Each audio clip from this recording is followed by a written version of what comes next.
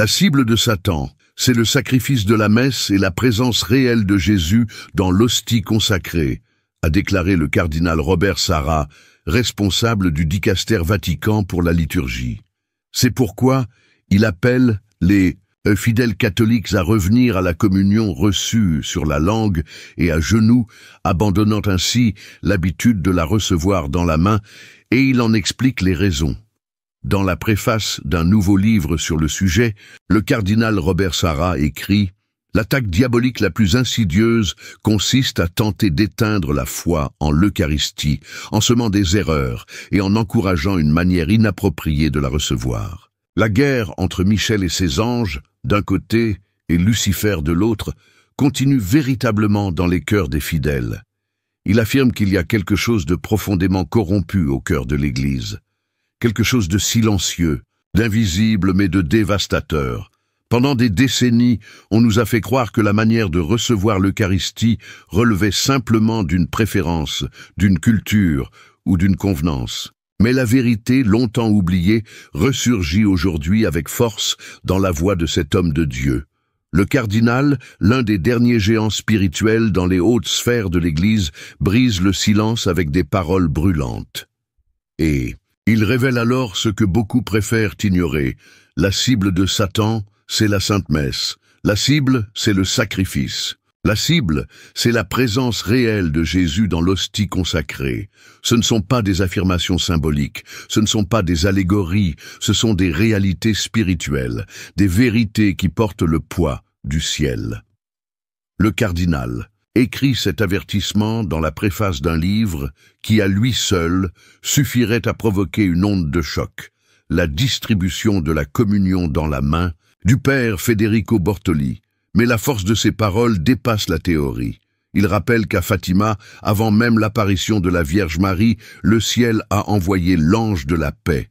Et cet ange a enseigné aux enfants, avec des gestes solennels et profonds, comment on doit recevoir Jésus. Lucia, Jacinthe et François n'étaient pas dans un temple, ils ne portaient pas d'aube, ils n'avaient pas de catéchèse formelle, mais le ciel les a formés. Et quand le moment est venu, l'ange leur a donné l'Eucharistie. Lucia a reçu l'hostie.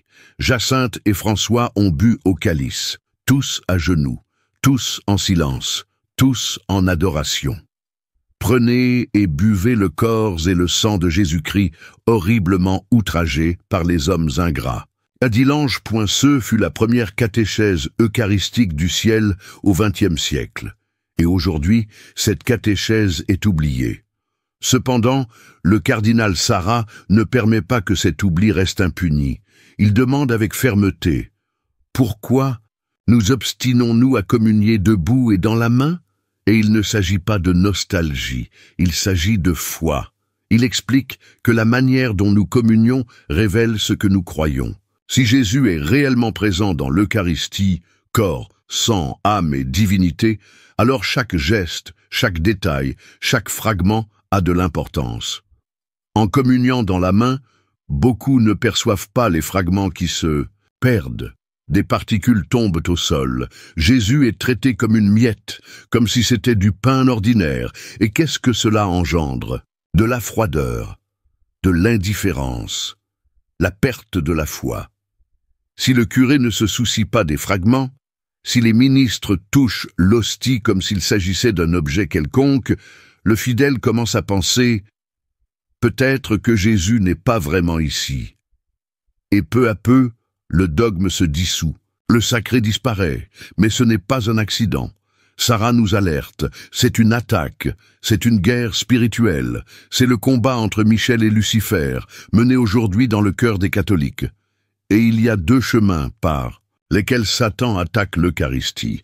Le premier est théologique, ridiculiser le terme de transsubstantiation, affaiblir le concept de présence réelle, présenter Jésus comme un simple symbole. Le second est liturgique, vider le sens du sacré, traiter la messe comme une simple réunion, la communion comme un aliment ordinaire.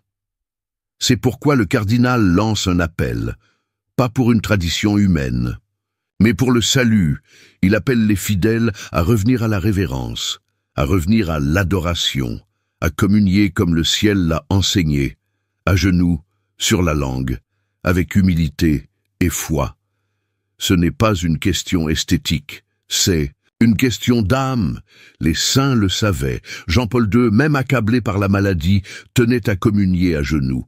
Mère Teresa disait « Recevons Jésus avec amour, comme si c'était le premier et le dernier moment de nos vies. » Cette révérence n'est pas un excès, c'est une justice. Jésus est là, c'est lui. Et si nous ne le traitons pas comme Dieu, nous nions par nos gestes ce que nous proclamons de nos lèvres. Aujourd'hui, cette voix prophétique est un appel urgent. Nous ne pouvons plus banaliser l'Eucharistie. Nous ne pouvons plus vivre comme si c'était normal de toucher le sacré avec des mains impures.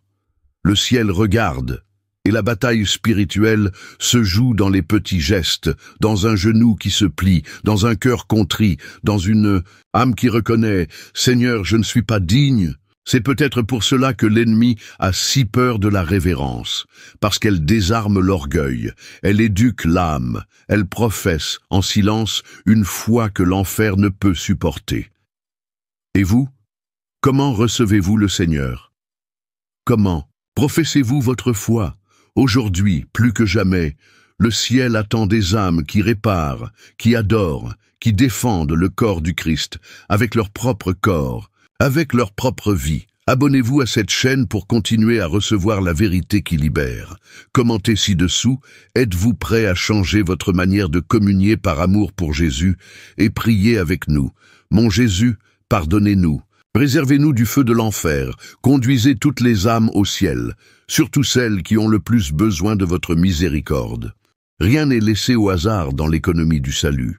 Quand le cardinal Sarah nous appelle à revenir à la révérence devant l'Eucharistie, il ne fait pas que réagir à une crise moderne.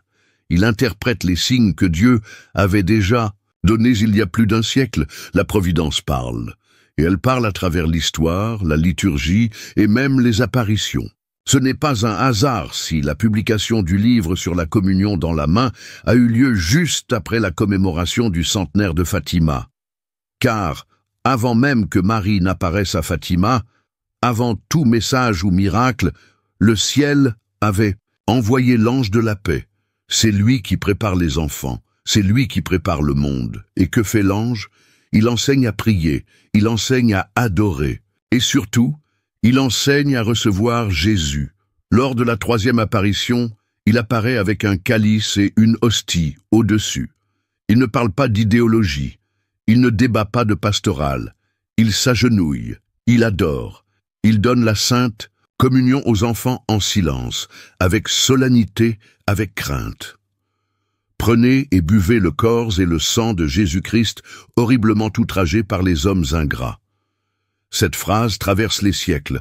Elle n'a pas été dite pour choquer. Elle a été dite pour alerter. Et s'il y a des outrages, et ils sont nombreux, alors il faut réparation. Mais qui répare aujourd'hui? Qui a encore conscience que Jésus est offensé dans l'Eucharistie? La prière que l'ange a enseignée, une des plus sublimes prières de réparation, a été oubliée. Peu la répètent encore, peu la connaissent. Mon Dieu, je crois, j'adore, j'espère et je vous aime. Je vous demande pardon pour ceux qui ne croient pas, n'adorent pas, n'espèrent pas et ne vous aiment pas. La vérité est dure, et c'est pour cela qu'elle doit être dite. Jésus est offensé, et les plus grands outrages ne viennent pas de l'extérieur, ils viennent de l'intérieur. Ils viennent des profanations délibérées, comme celles que d'anciens satanistes ont racontées avec horreur. Ils viennent des communions sacrilèges, quand on communie sans être en état de grâce, quand on communie sans croire. Ils viennent de ce qu'on appelle l'intercommunion, où l'on distribue le corps du Christ à ceux qui ne professent pas la foi catholique.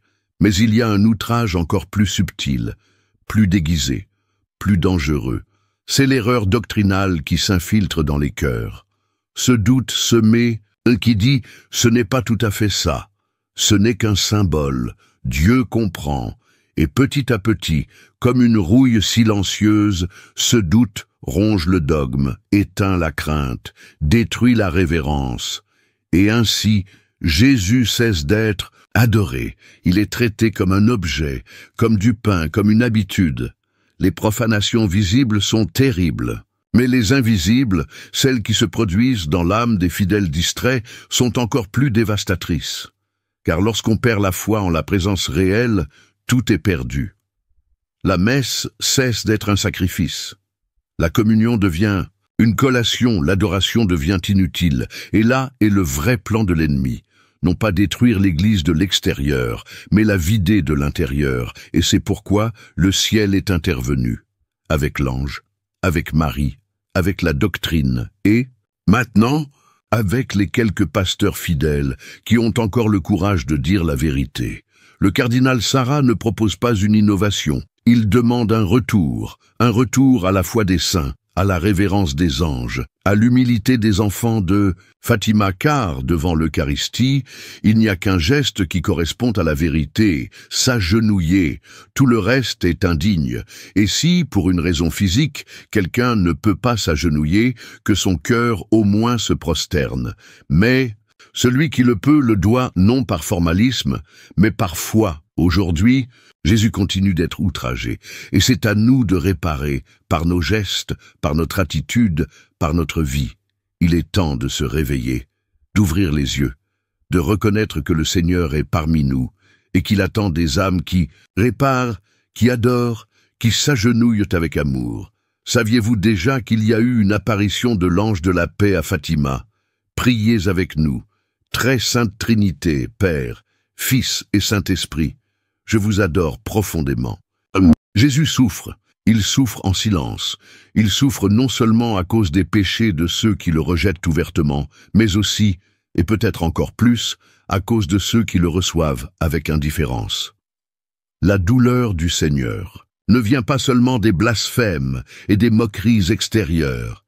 Elle vient des communions sans foi, des cœurs qui le reçoivent par habitude, sans amour, sans repentir, sans adoration. Elle vient de mains qui touchent le sacré comme si c'était quelque chose de banal. Et il y a un mystère terrible derrière tout cela. L'attaque la plus insidieuse du diable n'est pas celle qui nie Dieu avec des mots. C'est celle qui vide la foi par des gestes. C'est celle qui transforme le sacré en routine. C'est celle qui pousse les fidèles à communier comme si ce n'était plus Jésus. Le cardinal Sarah nous ouvre les yeux. Cette guerre est réelle, elle est ancienne, et elle a lieu maintenant, au sein même de l'Église. La bataille entre Michel et Lucifer ne se limite pas au ciel. Elle continue dans le cœur des hommes, et le champ de cette guerre, c'est l'Eucharistie. L'ennemi sait ce qu'il fait, il attaque de deux côtés. D'abord, il corrompt la doctrine, il ridiculise le mot transsubstantiation. Il déforme la présence réelle. Ensuite, il détruit le sens du sacré. Si la messe n'est qu'un repas, si l'autel n'est qu'une table, si la communion n'est qu'un geste, alors pourquoi adorer? Pourquoi s'agenouiller? Pourquoi se confesser? Et ainsi la foi meurt, pas d'un coup, mais lentement. Le peuple cesse de croire parce qu'il cesse de voir des signes de foi. Si même le prêtre ne fait pas attention aux particules de l'hostie, pourquoi est-ce que moi je m'en soucierais? Si tout le monde communie n'importe comment, pourquoi est-ce que je m'agenouillerais? Si plus personne n'adore, pourquoi devrais-je garder le silence? C'est ce que veut le diable. Pas une attaque scandaleuse, mais une extinction subtile. Mais la réponse du ciel a déjà été donnée. L'ange de Fatima nous a déjà montré le chemin. S'agenouiller, adorer, réparer.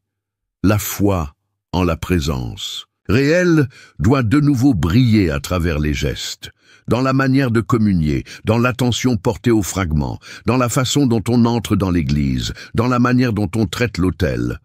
Parce que si Jésus est là, il l'est. Alors rien ne peut être ordinaire, rien ne peut être relâché, rien ne peut être indifférent. Le cardinal Sarah ne parle pas en son nom, il parle au nom de tous les saints, il parle au nom d'une Église qui croit encore, il parle au nom de Jésus qui réclame silence, révérence, amour. Et toi, que feras-tu de cette vérité? L'ignoreras-tu? La remettras-tu à plus tard? Ou répondras-tu avec foi? Aujourd'hui, tu peux choisir d'être du côté de la lumière. Tu peux décider de communier comme les saints. Tu peux commencer à réparer les offenses faites au cœur eucharistique de Jésus. Et cette décision change tout. Elles changent ta manière de participer à la messe.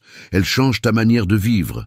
Jésus t'attend, avec les mains percées, avec le cœur transpercé, dans l'hostie, sur l'autel, en silence. Mais il t'attend. Si ce message a touché ton cœur, abonne-toi à cette chaîne maintenant. Cela nous aide à faire connaître cette vérité à d'autres personnes assoiffées de foi, de révérence et de courage. Commente ici en bas. Comment communies-tu? Es-tu prêt à changer? Active la cloche pour ne pas manquer les prochaines vidéos. Et prie avec nous. Ô Jésus, présent dans la très sainte Eucharistie, donnez-moi la grâce de vous recevoir, toujours avec amour, crainte et révérence.